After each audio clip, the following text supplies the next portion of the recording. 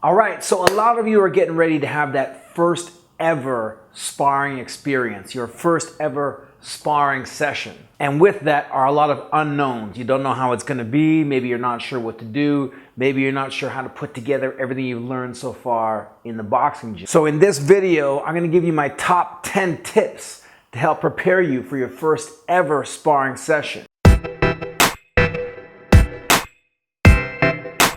Don't worry about trying to remember everything or get it all down. It's too much to think about. So we're gonna go over these top 10, pick and choose which ones apply to you, and see if you could just bring a couple, 2 or 3 into the session with you to make it the best experience possible.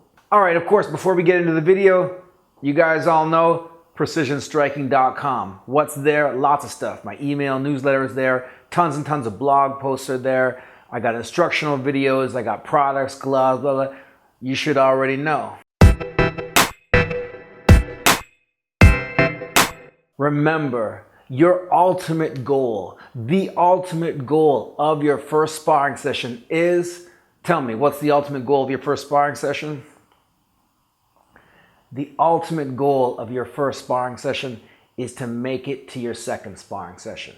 That's it. Simple as that. If you can go home that night and tell yourself, I want to do that again, then your first sparring session has been a success. Remember, your first sparring session is an experience. It's not an assessment. It's like going on a looped roller coaster for the first time. It's going to be new and exciting. It's going to get your nerves up. You've never done it before. You are along for the ride. Don't judge yourself. You're not here to judge yourself. You're not here to be judged. You're here to go through the process and get to your second sparring session. Listen to your coach. Don't, when the coach tells you something, don't look, but listen. Your coach is going to know what's most pressing at that moment. You may be in your first round, you're not throwing the jab enough. Do me a favor, keep working the jab, put a little more speed behind it, and keep throwing those right hands to the body. Or you may just be afraid to let your hands go. Your coach is gonna know what the most pressing issue is at that moment. Listen to your coach and make the adjustments necessary in that moment. What are you gonna do when you get into your first sparring session? Simple. Combos off the jab, combos off the double jab, cover and move. Jab, jab, jab. 1, 2. 1, 2, 3. 2, 3. Fake, jab. Now, of course, if you're jabbing a lot, you might get timed from the predictability of your jabs. You can mix it up with some fakes, maybe every now and then lead with the right hand. You rarely see a beginner throw a left hook. If you throw a left hook in your first sparring session, that's pretty good stuff. Jab, jab, right, bam. Eyes on your opponent. In the heat of the action, you are probably gonna look down, and where you look is where you're gonna go if you make that a habit. Whatever happens to you, whether you're in a flurry, blocking shots, or whether you miss your opponent, eyes, eyes, eyes, eyes, eyes. If you have to remind yourself of anything during the session, one of them is eyes on your opponent. Again, there's another one I think you should remind yourself of. We've got the eyes, and that is breathing, exhaling on your punches. Exhaling is the most important thing. When you exhale, your body naturally knows to inhale. Your body will automatically do it for you. If you're not exhaling, if you're holding your breath, that's when you get into trouble. Remind yourself on all your offense to exhale, whatever you're doing. Get that air out there. If you know that you're gonna be sparring in a few days, then spend the next couple days working on exhaling while you work your combos. Push that air out and your body's gonna do the rest of the work for you. This is a sweet little bonus only because you don't see a lot of beginners do this. Go to the body. It's very common for beginners to headhunt. And what happens is when you headhunt, everything gets blocked. The head is a small target. It's easy to cover, easy to protect the head. Or if you're against somebody more experienced, they're gonna be slipping and moving, making you miss all day long. Work something up top, go to the body. Show that you're working your craft. Show that you are working on your boxing skills. Upstairs, go to the body, come back upstairs, move around, go to the body, come back upstairs. If you can add in some body shots, that is already next level boxing in your first sparring session.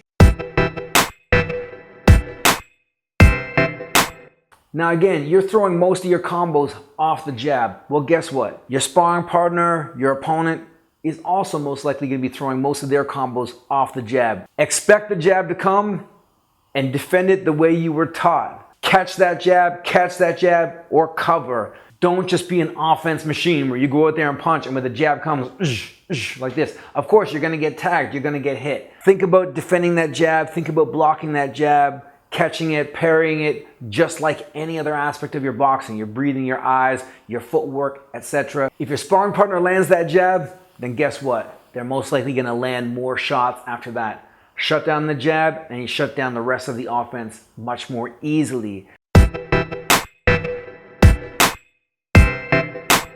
After your sparring session, come away with one clear problem that you can fix and work on. And if you can do that every sparring session, you are well on your way to developing yourself into a high-level boxer. Conditioning is always going to be a problem. We can always be faster, we can always have more endurance, better reaction, better speed, better power, etc. If you can come away with one clear technical or tactical problem to work on, then you've got that area of your boxing fixed, or something that will no longer be an issue for you, and then you can move on to the rest of your stuff and keep elevating, laying those bricks, keep elevating yourself up so that your game is more complete.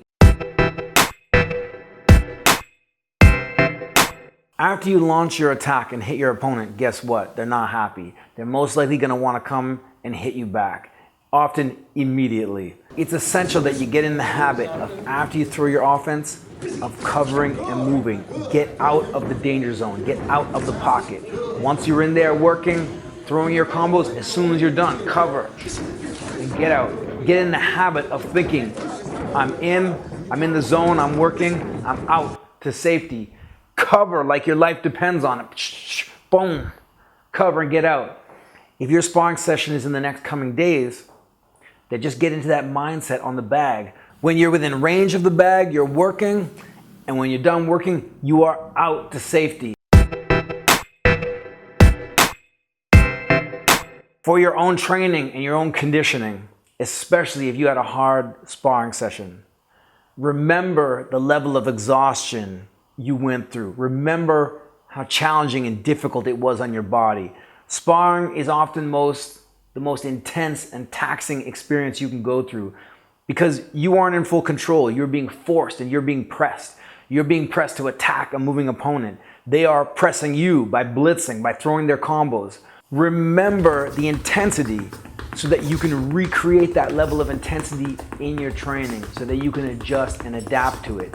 If you're always sparring at 95%, 100% intensity, and you're training at 80%, you've got a 15 to 20% gap. After you get warmed up, after you get into your groove, after you've done a bunch of rounds, start to work at an intensity similar to that sparring. Recreate the intensity level so that your body adapts. All right, these are my top tips for you getting ready for your first ever sparring session. And again, it's a lot to think about. It's a lot to go through. So try not to think too much. If there are a couple things that I would say to remember, are the eyes and the breathing. Those two are very important for your overall awareness and for your overall experience, to not feel like you're getting overwhelmed, so that your body doesn't shut down and you actually have a visual idea of what's going on. That way you can learn the most after the sparring session is over. All right, so for those of you who are about to have your first ever sparring session, or it's pending, it's down the road, those are my best tips to keep in mind. For anyone out there who's already been boxing for a while, leave some of your tips below, other ideas to help you get through that first sparring session. Leave your experiences and your thoughts below to help those. There's always new people coming up who are about to have this experience. And these are ways to help people get through it in the best way possible, because it's not going to be easy, that's for sure. And you want to keep yourself motivated, because motivation is one of the main goals when it comes to boxing. All right, so I hope those tips help for those of you with an up and coming sparring session. Thanks for watching. Peace.